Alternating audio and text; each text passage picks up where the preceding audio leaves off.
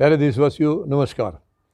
जैसा कि आप देख रहे हैं, पिछले 1.5 महीने से एक गंभीर विषय यानी किसानों की जो ये 3 बिलों का मामला है, वो बहुत ही गंभीरता से चल रहा है। लेकिन सरकार बिल्कुल निकम्मे तौर पर एकदम से, यानी इनकी तरफ की कोई चिंता नहीं है।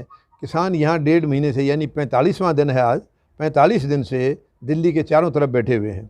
दिल्ली के चारों तरफ बॉर्डरों के ऊपर इतनी कड़ाके की ठंड है, इतनी बारिश हो रही है लगातार कई दिनों से, और सरकार को कोई फ़र्क नहीं पड़ रहा है, कोई फ़र्क नहीं पड़ रहा है। जैसे अदालतों में होता है, क्योंकि अदालतों में जजों की संख्या कम है, केसेस ज़्यादा हैं, तो वहाँ तारीख पर तारीख मिलती है, तारीख पर तारीख मिलती है।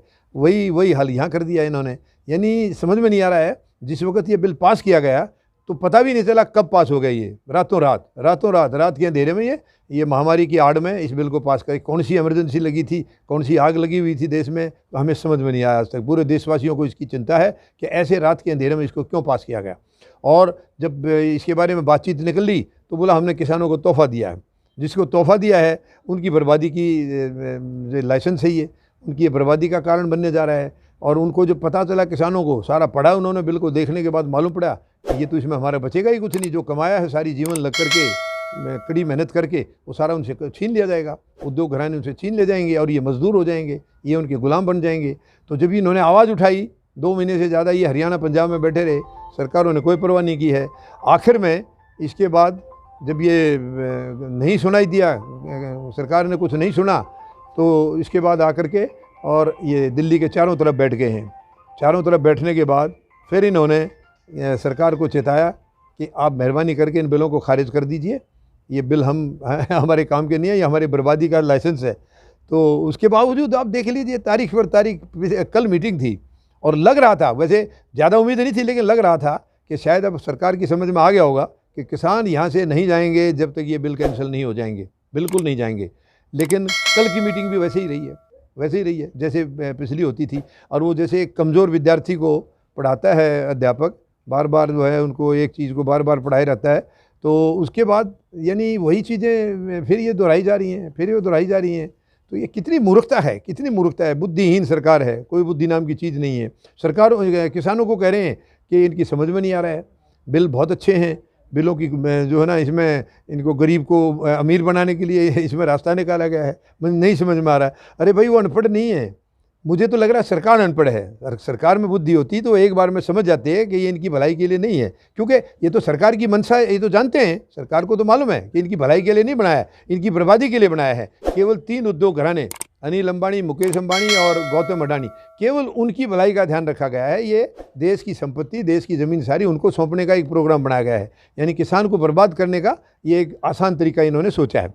लेकिन अब किसान बिल्कुल डट के बैठा हुआ है चारों तरफ, और किसान ने साफ साफ कह दिया है कि अब कुछ भी हो जाए, जब तक हम ये बिल कैंसिल नहीं करवा लेंगे, सरहदों से, दिल्ली की सरहदों से उठ करके नहीं जाएंगे।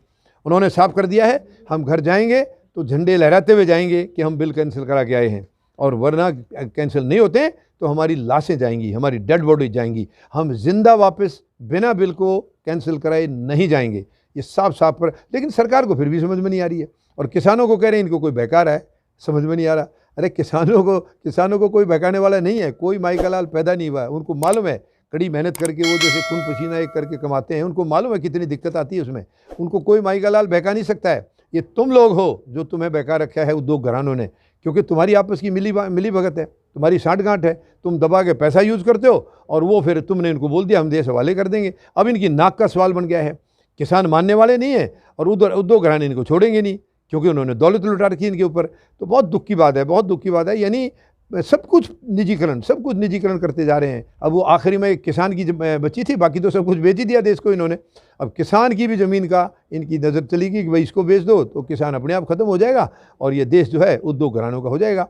तो ये इनकी चालबाजी अब नहीं चलेगी। मैं पूरे देशवासियों से, 140 करोड़ लोगों से अपील करता हूँ कि जो भाई भी अभी तक घरों में हैं, कृपया बाहर आ जाइए और किसानों के साथ खड़े हो जाइए। इन किसानों के 3 बिल कैंसिल कराने हैं, ईवीएम मशीन हटवानी है, और उसके बाद इस सरकार को उखाड़ना है, और तुरंत दोबारा मध्यावधि चुनाव करा के बैलेट पेपर से चुनाव होंगे, और उसमें गरीब, मजदूर, किसान और जवान ये चुन करके संसद में जाएंगे, तभी देश का कल्याण होगा। धन्यवाद। जय जवान, जय किसान, जय हिंद।